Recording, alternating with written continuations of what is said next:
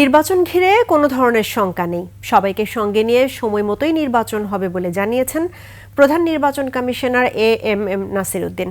সকালে রাজধানীর গুলশানে ইউথ ভোটার কর্মসূচি উদ্বোধন করে এসব কথা বলেন সিইসি। এ সময় নির্বাচন নিয়ে যত ধরনের দুশ্চিন্তা সব মাথা থেকে ঝেড়ে ফেলে সবাইকে প্রস্তুতি নেওয়ার আহ্বান জানান তিনি।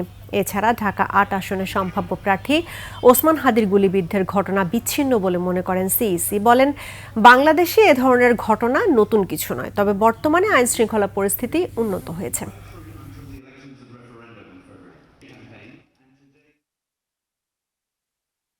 নির্বাচন নিয়ে কোনো শঙ্কা নেই। We are fully prepared to move ahead. Election হবে ইনশাল্লাহ, সবাইকে সাথে নিয়েই হবে, সবার সহযোগিতা নিয়েই হবে। এ ব্যাপারে কোনোই শঙ্কা নেই। যাই আসুক না কেন, যত ধরনের দুশ্চিন্তা আপনাদের মাথায় আসুক না কেন, দুশ্চিন্তা মাথা থেকে ঝেড়ে ফেলুন। নির্বাচনের জন্য প্রস্তুতি নিন আপনারা সবাই মিলিয়ে, যাতে একটা সুন্দর নির্বাচন আমরা করতে পারি।